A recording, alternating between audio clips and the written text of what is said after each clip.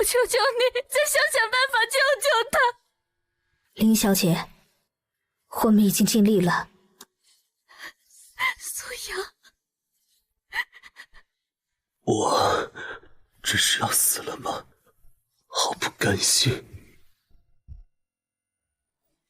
检测到宿主苏阳求生意志强烈，已经为您激活科研救命系统。剩余寿命1天，每日清醒时间3分钟，健康值5，声望值0。我觉醒了系统，我的癌症有救了。检测到宿主声望值过低，特赠送新手大礼包1份。完成高精度数控机床的最终开发，打破了英国的技术垄断。高精度数控机床大礼包1份。完成高精度数控机床的最终开发，打破了英国的技术垄断。高精度数控机床，这不就是最近我们科研院卡住的项目吗？真是天助我也！阿月，阿月，医生，病人这更像是回光返照了。趁他还清醒，有什么要说的要做的，家属抓紧时间吧。阿月，阿月，你想说什么？我一定帮你做到。纸和笔，我知道研发高精度数控机床的核心数据。你说，你知道高精度数控机床的核心数据？对，其实我一直在研究高精度数控机床技术，就在前不久，我已经破解了它的核心数据。你说的是真的？可是这怎么可能？科研院那么多专家都没能做到的事，你一个人算出来了。阿月，你相信我，我时间已经不多了，你难道想看着这份数据和我一起进棺材？医生，我有件事必须要做。有什么事儿能比健康更重要？年轻人，你现在全凭意志力在支撑。苏阳，你怎么样了？要不还是算了吧。其实你的数据……我自己的身体，我自己当然知道。正因如此，我才要趁着我还醒着，还能动，完成我想要完成的事。你这样做真的值得吗？当然值得。研究高精度数控机床就是我的命。阿月，扶我起来。好。这竟然真的是高精度数控机床的成分数据，根据这份数据的精准度，解决瓶颈根本不是问题。苏阳，这真的是你一个人做到的？我只能做到这儿了，剩下的就交给你了。我希望我能亲眼看到高精度数控机床的研制成果。宿主今日清醒时间已结束。苏阳，主每日的清醒时间有限，但宿主的灵魂可自由跟随任务目标。如果宿主剩余寿命不足30分钟，灵体将会失效。太人性化了，给你好评。苏阳，你放心，我一定会完成你的愿望的。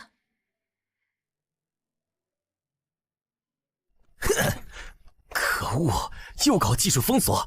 怎么办？再不解决这个技术难题，国内的相关行业将遭受重大损失。明明就差最后一步了，可恶，到底是哪里出了问题啊？好，林主管回来了。林主管表情好严肃，眼眶还红红的。不会是因为项目瓶颈太久被叫停了吧？高精度数控机床的数据算出来了。什么？但还有一件事，我们必须要在今天完成高精度数控机床的研发项目。啊？什么？就是要态度严谨。我能理解你想推进项目急切的心情，但靠情绪是得不出结果的。王哥说的也没错，什么样的技术能1天内完全解决？有了这份数据，1天时间完成研发，绝对绰绰有余。这不会就是你说的解决办法吧？哈哈哈哈！这份字迹潦草，像小学生涂鸦一样的草纸，难道就是你算出来的数据？数据对不对？你看看不就知道了。我们平时叫你一声林主管，你还真把自己当回事儿了。就凭你能算出什么数据？就是因为你坚持错误的方向，我们的研究才会一直没有进展。这个人是有多自卑，说话才这么夹枪带棒的。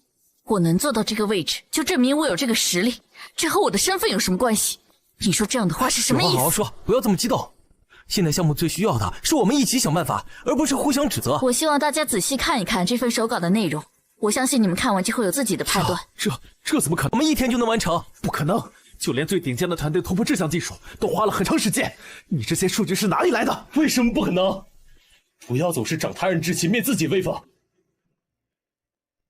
我的心愿就是想看到高精度数控机床。这是我一位朋友的毕生心血，他忍着巨大的痛苦写下这些至关重要的数据，在最后一刻还叮嘱我一定要把他带回。没想到我们身边还有这样的英雄，拖着病重的身躯也要为国效力，我们还有什么理由说不行？对，保持这样的势头，我的心愿就靠你们了。怎么这里的数据算来算去都不对？怎么回事？不会是数据出错了吧？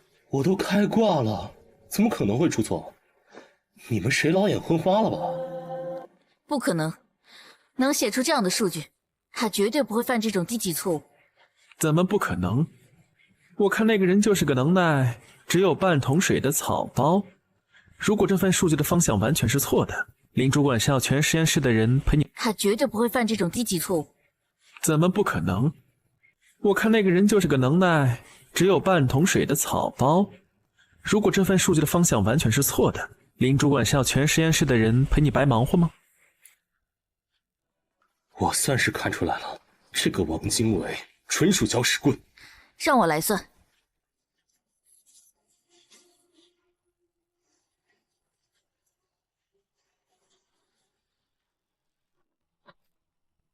还有什么问题吗？大家打起精神来，辛苦大家了。成了，真的成了！我们原先的程序只要把这个数值调小一点，就完全跑通了。大神，简直是大神！他预判了我们所有的实作道路。你还认识这么牛的大神？等我们研发成功了，能不能去拜访一下这位大神？会有机会的，大家先工作吧。你们再不快点，到时候就只能去坟头拜我了。宿主的生存时间低于30分钟。什么？苏先生，你醒了，是有哪里不舒服吗？打开电视，我要看新闻直播。1个世纪，龙国在100年内都不可能造出超越我们的高精度数控机床。666，鹰将今天没刷牙吗？口气这么大，这难道不是事实吗？龙国人什么时候能正视自己的不足？切，楼上收了老鹰国多少钱？老鹰国这么装逼，小心被打脸。我们龙国从来都不缺救世天才，就算是万里挑一，我们龙国也有上万个天才。这么多人才，那为什么造不出高精度数控机床啊？是不想造吗？这些老鹰人简直厚颜无耻。为什么高精度数控机床还没研究出来啊？放心吧，我们龙国有苏先生这样关心国家大事的人，肯定能盛世长存。但我现在更关心我的命啊！阿月失败了吗？S 级，所有的检测报告都是 S 级，我们造出来了！我们真的在1天之内做出了高精度数控机床，感觉像是在做梦一样。这可不是梦，兄弟！从此刻开始，我们不仅打破了老鹰国的技术垄断，还反过来遏制住了老鹰国的技术要塞。这些都是大家努力的结果，也是你努力的结果。苏阳，你看到了吗？答应你的事，我做到了。这些天辛苦大家了，等一切结束，我会向科研院申请给大家放个长假。现在是时候展示我们的成果了。科研院账号，不会真造出机床了吧？当机床是大白菜啊！太好了，阿月成功了。今天开直播连线 PK， 是为了正式宣布，我们龙国已经彻底掌握了高精度数控机床的技术。多少？我没听错吧？开局一张嘴，技术全靠吹啊！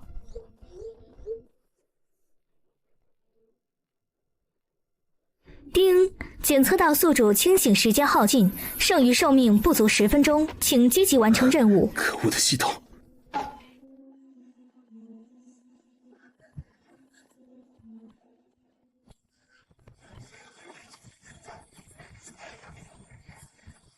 手上什么都没有，也敢说自己造出了高精度数控机床吗？我们代表的是国家，既然已经站在了阁下面前，那肯定有100%的把握。好赛博朋克芯片，就这么一小片东西就能代表高精度数控机床了？不过只是一枚小小的芯片，谁知道这是不是模型？没记错的话，龙国的高精度数控机床项目卡了很久了吧？哼，实物都做出来了，还在自欺欺人，谁会拿科学研究开玩笑？不见棺材不掉泪。我的上帝呀！你是说这张破病历纸是科研证据吗？虽然潦草了点，但是内容真的很牛啊！这是林主管的手稿吗？各位，这张手稿的主人并不是我，而是我的朋友苏阳。得了癌症，身患重病还坚持写手稿，敬礼。我请各位记住，我们今天的成就是建立在这样无私奉献的肩膀上的。技术是用来造福世界的，而不是限制他国发展的工具。从今天开始，我们将与世界共享我们的成果。我们经历过困难，所以更愿意帮助别人。荒谬，这太荒谬了！我就是想问问他，高精度数控机床项目怎么样了？放心吧，他们成功了，直播 PK 直接在线上打了老英国的脸。阿月，怎么样？顺利吗？苏阳，你醒了！我福大命大，能有什么事儿？高精度数控机床顺利落地了吧？很成功，通过再也不用受制于人了。林主管，你在和苏先生通话吗？多亏了苏先生，我们的高精度数控机床项目才能这么顺利落地。如果方便的话，我们能不能和苏先生见一面？这没事儿，让他们来吧。正愁声望纸，不知道解锁什么技术。好紧张啊！这种级别的专家，居然和我只有1墙之隔。别紧张，其实你们见过他的。什么？我们认识？什么？苏阳？苏阳？为什么住了个院，突然就能算出这么缜密的数据了？你到底想说什么？除了核心成员，每天接触项目的不就只有你了？你这数据，怕不是偷了科研院的核心机密才得来的？黄经纬，这里是病房，请注意你的言辞。哼，难道我说错了吗？我看大家都默不作声，想来也是对苏阳的能力有所怀疑的吧？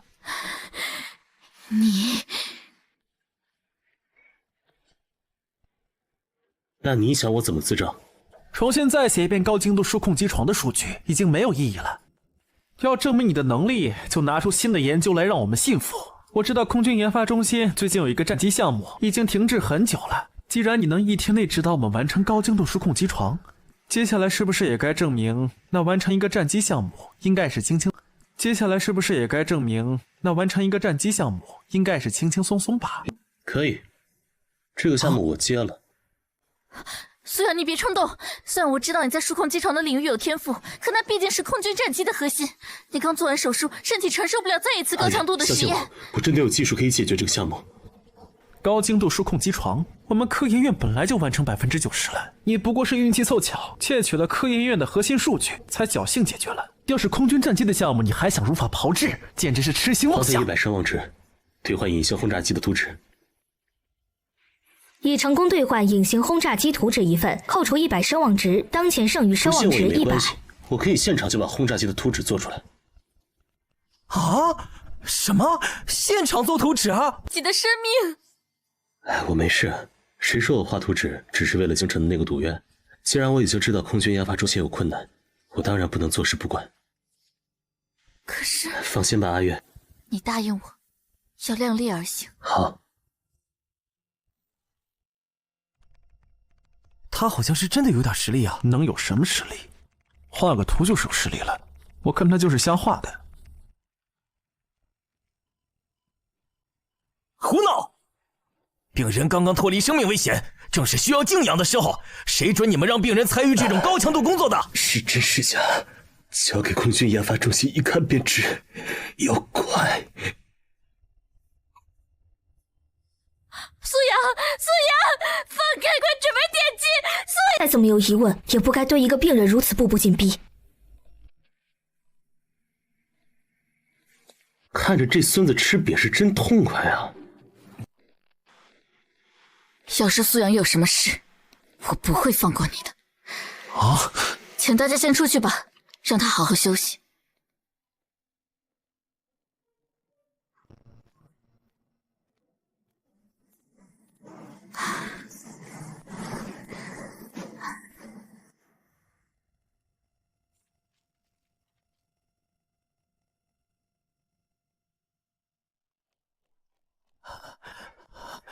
张先生，有紧急军情汇报，一直在骚扰邻国的领空。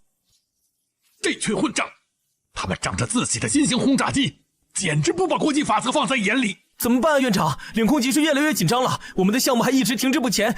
哎，要是有人能帮助我们就好了。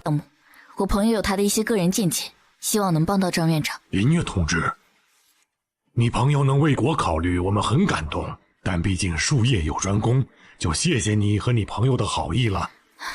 张院长，你可以先看看 U 盘里的图纸，之后再做定夺。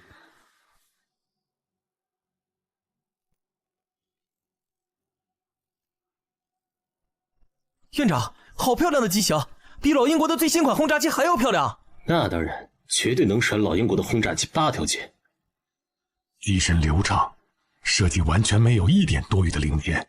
按照他写出的这个数据，研制出来的飞行器不仅风阻接近0，就连雷达都能100%屏蔽，成为真正的隐形飞行器。你的朋友到底是什么人？如果能造出这样的轰炸机，龙国将开启新的天空纪元。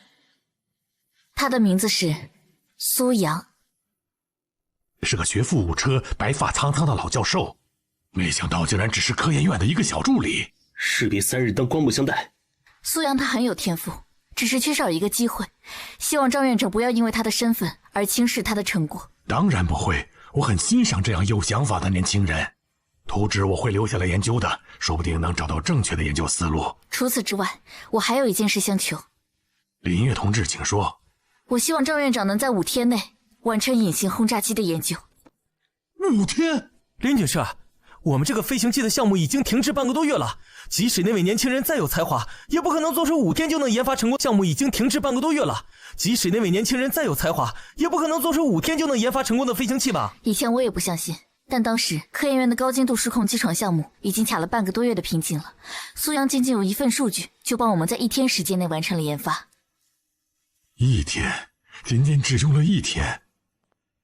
天才，这是天才啊！而且苏阳现在身患绝症，医生说他活不过5天了。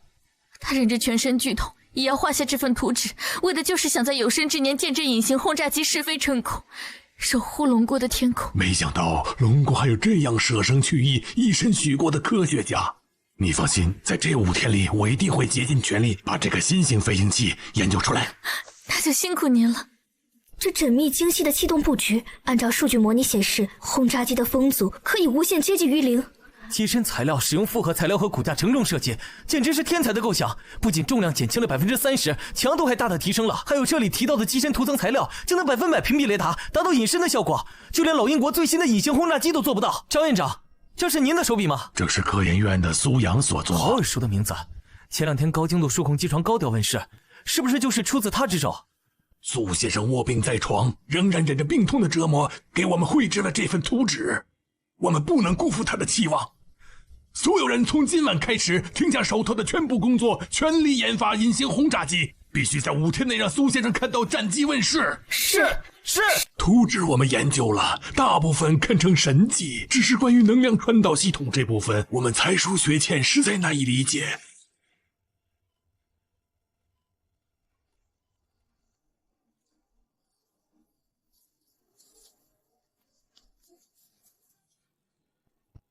张院长，您看，这个能量系统只要变换1步，效率会提升1倍，而损耗几乎为0。请问还有疑问吗？苏先生，请您收我为徒。张院长折杀我了，我们都是为了同一个目标努力，不讲虚名。您有疑问，我一定知无不言，言无不尽。苏先生胸怀天下，是我格局小了，我们绝不让您的心血白费。只要检测没有问题，那我们龙国也是有隐形轰炸机的国家了。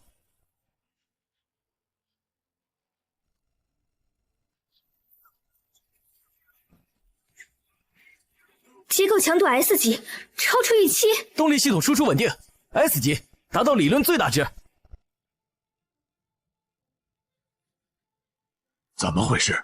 机器没有调试好吗？张院长，检测器运作是正常的呀。那怎么会没有反应？关闭检测，再重启一次。是。肯定是故障。你是怎么做准备工作的？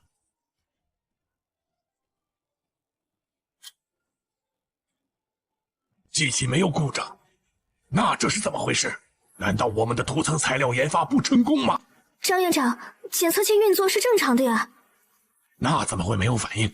关闭检测，再重启一次。是。肯定是故障。你是怎么做准备工作的？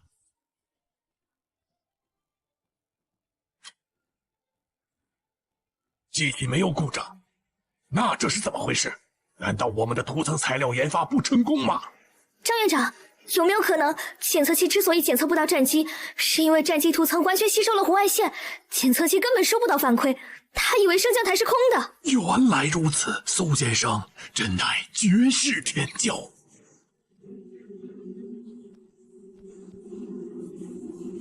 成功了！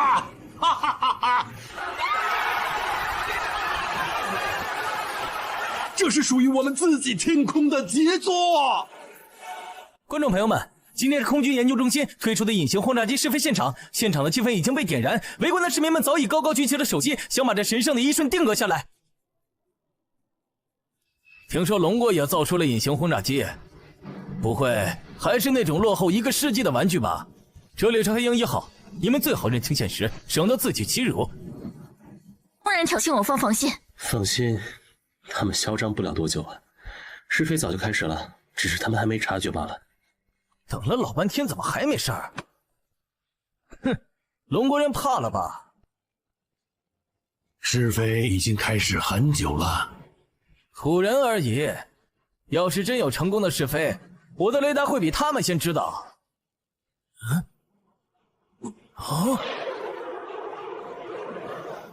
这怎么可能？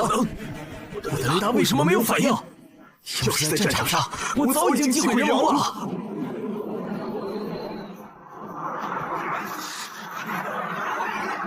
我天，双完球的太阳雷土机了！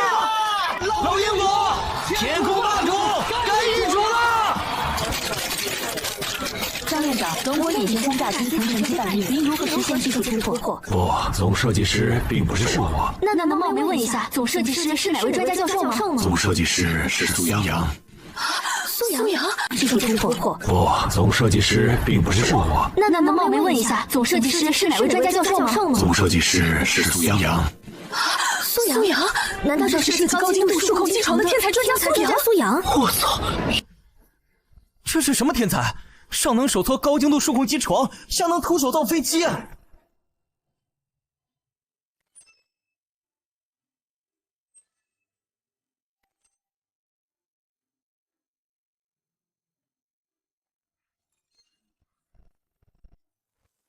太好了，又活一点。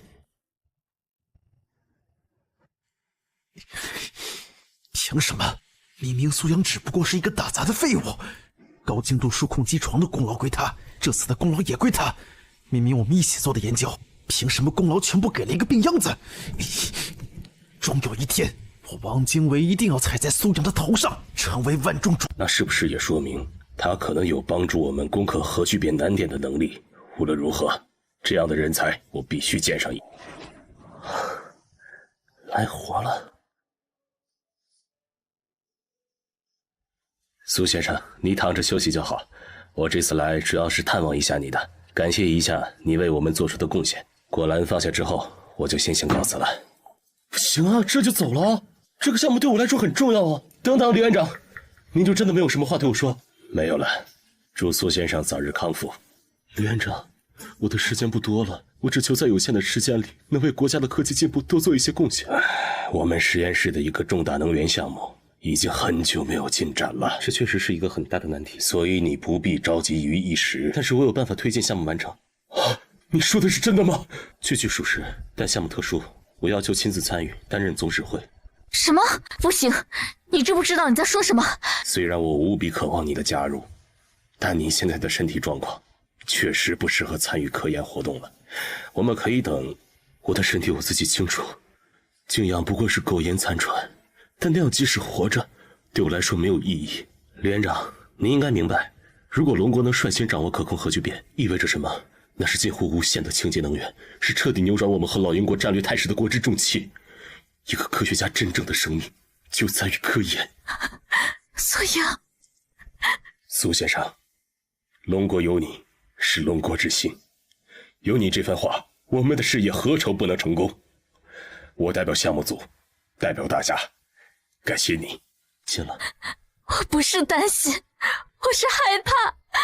苏阳，你每次都是在赌命。高精度数控机床室、轰炸机室，这次更是。我怕下一次已经，到时候我可怎么办？不会的，你看，前2次我不都挺过来了吗？我的运气一向很好，而且只要想到守护的龙国的有你，我就觉得什么都值得了。阿月，你也是一名科研工作者，你一定知道可控核聚变对龙国的重要性，所以你会帮我的，对不对？苏阳，我知道你的坚持，但我也有我的私心。你答应我，一定要量力而行，一定要平平安安的，好不好？上战场，这个人是谁呀？看着好年轻，真的能担任总指挥的位置吗？这位是我们本次点火的总指挥苏阳苏先生。慢支，这是谁？苏阳，那个研发高精度数控机床和轰炸机的苏阳吗？我震惊了，那样的惊世天才，我以为会是一个白发苍苍的老教授，没想到他这么年轻，还一副病痛缠身的模样。都这样了，还要搞科研吗？不累木了。时间不多了，必须速战速决，争取一次成功。一切数值正常，准备点火。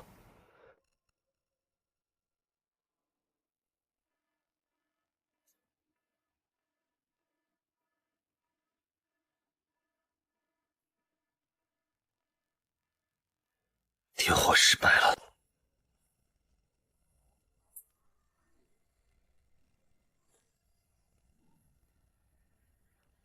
你到底在干什么？王宫，为什么要擅自修改校准参数？总指挥明明没有下达这个指令。我只是想微调一下，让能量耦合更高效。我没想到，我真的服了这种猪队友了。王经纬，我们是一个团队，任何未经协商和计算的微调都是破坏。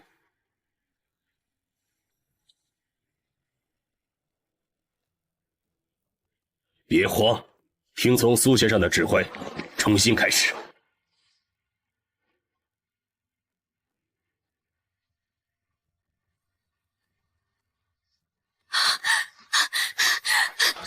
医生，快叫医生！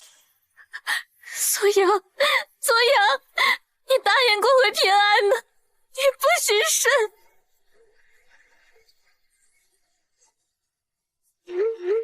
哇，病成这样了还要参加科研活动，苏阳真的好伟大。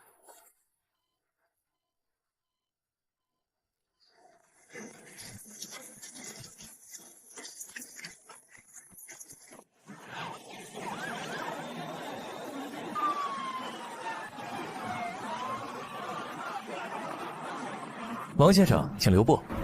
我不接受采访。我来找你并不是为了采访，王先生。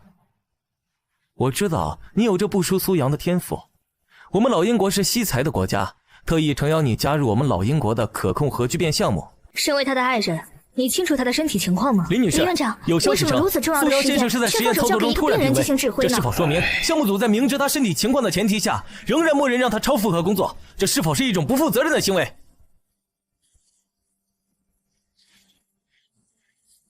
作为项目负责人，我承认，让苏先生在如此身体状况下参与项目，我们的内心充满矛盾和愧疚。高精度数控机床、战机，这些项目都是苏阳忍着病痛研发的技术。他没有义务豁出生命来做这些事，大可以躺在病床上安心休养，但他还是做了，只因为他深深热爱这片土地和人民。你醒了，你感觉怎么样？有没有哪里不舒服？我没事。可控核聚变的项目怎么样了？失败了。你晕倒后，我们关掉直播间，实验数据暂时封存了。都怪你个王经纬，平时争强好胜也就算了，竟然在这种时候还擅自行动。总之，你先把身体养好，项目的事情不急。哪能不急啊？很急啊！不，时间就是生命，我们要立刻重启可控核。再这样透支自己的身体，高负荷工作随时都可能让心脏骤停。是啊，苏先生，等项目重启，我们一定第一时间通知你。现在消息已经放出去了，老鹰国在虎视眈眈，我们没有退路了。聚变成功才是救我的命。苏先生，苏先生，龙国有你是国之幸，我由衷的敬佩你，但是这毕竟关乎你的生命，你应该跟你的爱人好好沟通。苏阳，去做你想做的吧，我会一直站在你的背后支持你的。对不起，阿宇，等我完成系统的任务，治愈癌症，我一定补偿你。天怎么又开播了？这也太拼了吧！还是根本没受伤，医学奇迹呀！汇报准备情况，舱内环境一切正常，数值调配正常，能量曲线稳定。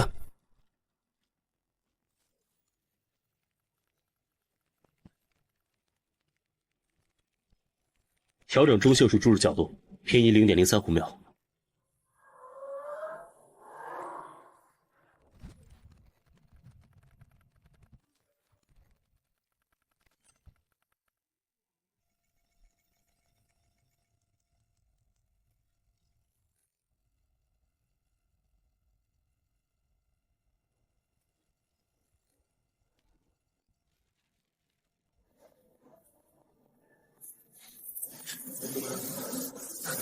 苏阳，你怎么样了？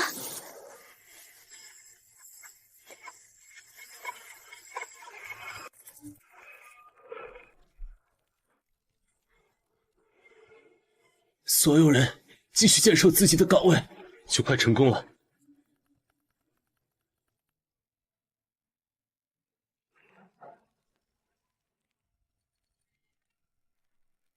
这是个真正的战士，为了科学和国家奉献一切的战士。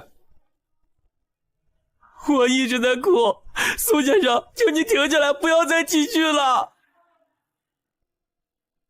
苏先生，停下吧，你已经为这个国家做得够多了，我们所有人都知道你尽力了，真的够了，求你爱惜一下自己吧。谢谢大家的关心，但我是个科研人，我知道自己在做什么，也知道这一步意味着什么。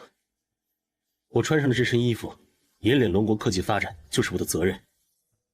不搞科研的话，我的生命将毫无意义。只有科研才能让我的生命更有意义。如果这是我注定的结局，那我也要选择最有意义的方式。愿用我的全部换取国家的康庄坦途，值得。你理解了为什么小说主角不装逼就会死了，这真的太爽了。龙国脊梁，国士无双，兄弟们，把值得打在公屏上。愚蠢的感动戏码，龙国人总是沉迷于这种悲情英雄主义的自我感动。但是总统先生，万一他们真的成功了，我们……不行，绝对不行！我们投入了多少最好的材料，最顶尖的科学家，结果呢？每一次都失败在最后关头。那惊人的高温和压力根本就不是现有材料能够承受的。他苏阳一个靠着不知道哪里来的数据走了几次高时运的病夫，难道还能凭空变出神话里的材料吗？看着吧，这次也不会例外。等到再次失败的时候，那些被情绪煽动的人还能这么心平气和地说话吗？哼，我已经忍不住要看一场好戏。相信我。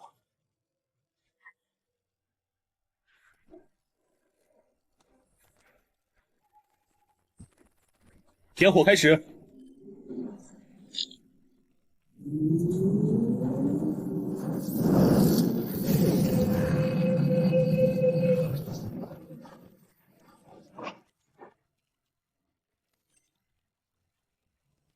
一定要成功啊！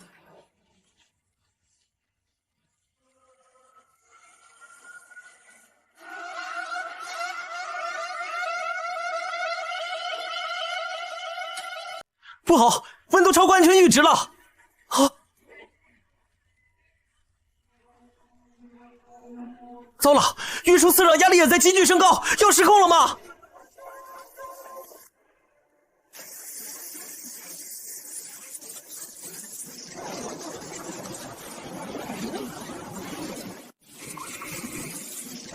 难道还是不行吗？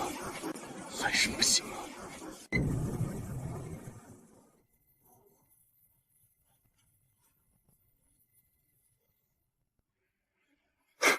成功了！成功了！我们成功了！成功了！成功了！我们做到了！终于做到了！我天，我不是做梦吧？那我们龙国是不是第一个掌握可控核聚变的了？不可能！现有的材料怎么可能承受那种温？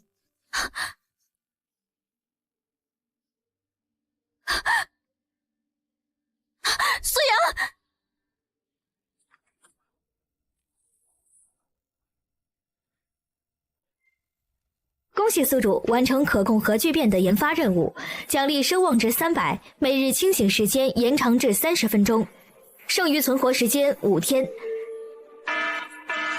检测到宿主频繁在清醒时间透支身体工作，违反系统健康使用原则，强制扣除10健康值。这么狠！我拼死拼活也就赚了30个健康值，你一口气扣我10！快，身上先送1毫克，敬退，准备出战役，立刻送回 ICU。苏阳，别说！可控核聚变，还真的让他成功了。总统先生，这下可怎么办？如果让龙国独占这项技术，世界霸主的位置或许真要易主了。不，我们也要研发可控核聚变，世界格局就不会更改了。总统先生，您的意思是？找到科研院里的这个人，策反他，窃取龙国的可控核聚变技术。至于苏阳，如果能为我所用，倒是一把好刀。如果他宁死不屈，那就送他上路。这个人绝对不能再为龙国创造任何价值，他活着就是对老鹰国最大的威胁。明白。你醒了，太好了！醒了就好，醒了就好啊！苏先生，你可把我们吓坏了。苏先生，你这醒来的第一件事，该不会又是问聚变项目吧？真是个不折不扣的工作狂。被您猜对了，科研工作就是我的生命。怎么样，后续的能量输出还稳定吗？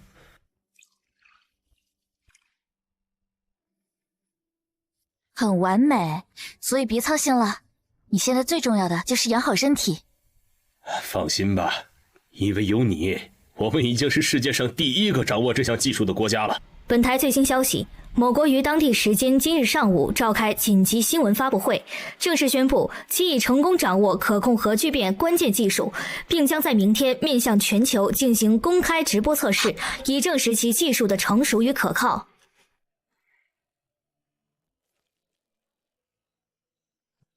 他们项目还在基础材料阶段卡着，怎么可能一夜之间就突破了？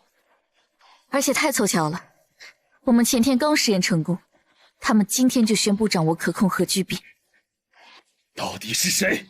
为什么要这么做？大家别急，不足为惧。实验手稿我未完全写下，全程由我操控，泄露一点边角料，不一定能复刻我们的实验。话虽如此，但老鹰国的技术底蕴不容小觑。如果他们真的得到了1星半点的关键提示，凭借其庞大的科研力量，侥幸补全某些步骤，也并非完全没有可能。可恶的内鬼，抓到他，一定进猪笼。没准不用多久，内鬼就自己浮出水面，让老鹰国再次伟大。我们有王先生这样的得力助手，这次的实验必定能圆满结束。我夜以继日的工作，却因为一点小小的失误就遭受口诛笔伐，可你们却对那个病人百般包容。我会用事实证明，我在老鹰国会发挥比在龙国更大的作用。我将亲手引领老鹰国走向更辉煌的能源未来。王继卫，这个败类，他竟然敢叛国！小可爱，当然，我们的大门永远向真正的天才敞开。比如此刻正在屏幕前观看的苏阳先生，他们能给你的，我们加倍。定性进展，这是对世界的宣告，也是对所有人的承诺。这是自由世界的胜利。在王精卫博士的杰出贡献下，我们打破了龙国的技术垄断，新的时代依旧属于老鹰国。龙国的领先如同昙花一现，真正的科技实力依然牢牢掌握在自由世界手中。龙国模式终究缺乏可持续性。苏先生有生命完成的研究成果，居然被这种人抢走了。张院长，你怎么来了？我是来找苏先生的。自从王精卫帮助老鹰国成功掌握可控核聚变后，老鹰国便越发嚣张地干涉龙国边境安全，靠着先进的外骨骼战甲猛禽，打伤了我们不少精锐士兵。这群混账，简直欺人太甚！陆军基地的王进队长向我求助，希望我能将轰炸机的隐形技术共享给陆军，用于研发战甲。可那技术毕竟是用于战机上的，所以我才代替王队长前来向苏先生求助，协助国防力量研发玄武外骨骼战甲。可怜那些士兵。正是如此，我才这么急着来麻烦苏先生。可是张院长，你可能不知道，苏先生他前2天才结束了可控核聚变的实验，刚刚才从昏迷中清醒过来啊，恐怕是我考虑不周了。等苏先生情况好转了，我才来请教。王队长那边情况紧急，走不开，需要我前去支援。那我就先走了。不好，我的任务，错过这个机会就来不及了，错过这个机会就来不及了。张院长，您等会儿。苏先生，你这是干什么？快躺好。请别走，我有一套战甲技术，一定能派上用场。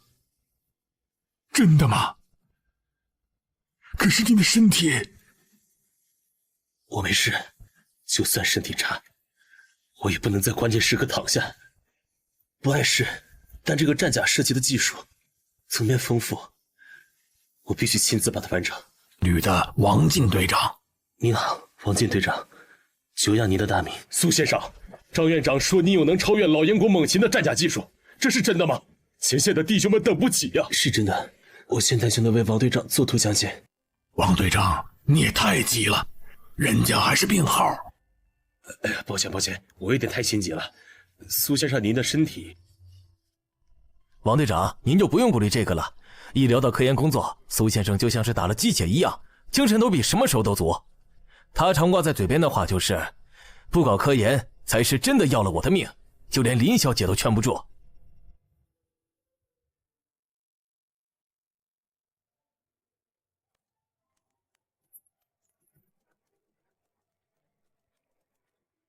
他做什么我都会支持的。他不仅是我一个人的英雄，还是全龙国的英雄。苏先生，我代表我们的国家以及陆军第7特种作战旅，感谢你的付出。责任所在，时间有限，王队长，我们立刻开始吧。这个战甲现实里根本不可能存在。苏先生，我承认你的构想很大胆，但这种概念图我见过不下数百种，说的一个比一个漂亮，实际上就是一个好看的铁疙瘩，是在拿我寻开心吗？王队长，你怎么说话的？王队长，我从不拿科研开玩笑。您来之前应该已经听过我的其他科研成果了，请放心，这次我一样不会让您失望。在别人那里，这些设想或许只能是华丽的空壳，但我能真的把它做出来。王队长，你看这个神经元控制，这个神经元控制中心看似天马行空，但只要成功，就直接能让人脑直接接驳机体。只要这一点被攻破，我们就能让伤残战士重新站起来。这层是纳米蜂巢，贴身能自行受力，受损还能自行修复。蓝色的通道是能量汇钮，供给动量模组。只要把它嵌进外骨骼，穿戴着就像多了一层会呼吸的护甲。要是这是真的，老英国的猛禽根本就不够看。苏先生，您告诉我，这些真的可以实现吗？真的可以实现吗？如果真的能造出来，那我们的队员们穿上这玄武战甲，在救援任务中将能起到多大的作用啊！玄武战甲制作复杂，研发正有疑问，可以让阿月联系我。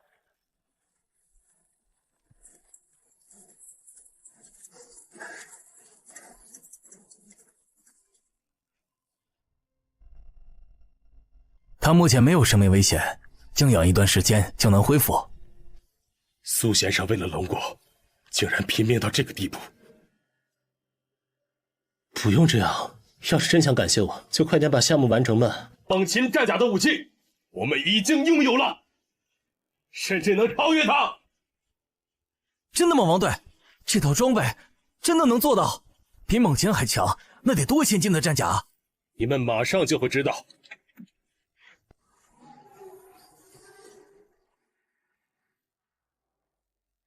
太大胆了，简直是天才的设计！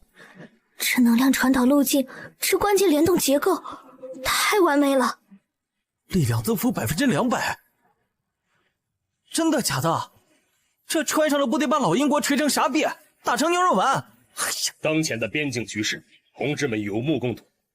我希望这套战甲能在5天内完成研发，这是苏先生的期望。他卧病在床，冒着生命危险，才为我们做出这份玄武战甲。苏先生是用命在帮我们，我们还有什么理由不拼命？我命令全体人员全力以赴，必须在最短时间内把玄武完整造出来。所有人听令，誓死完成！加油啊，王队长，我的命靠你们了。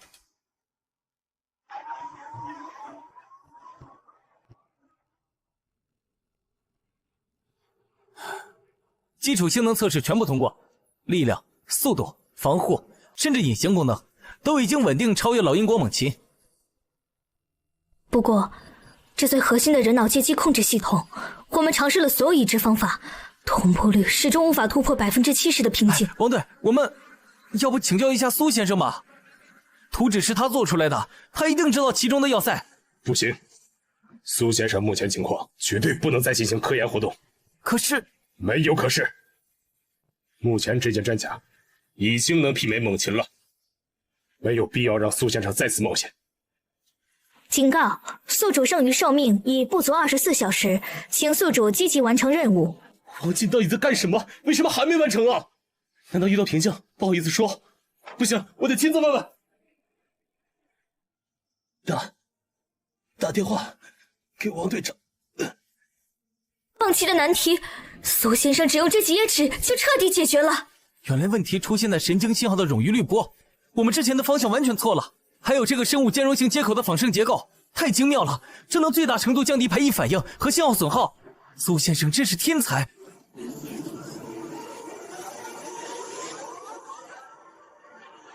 速度 S， 防御 S， 力量 S， 王队，我们成功了！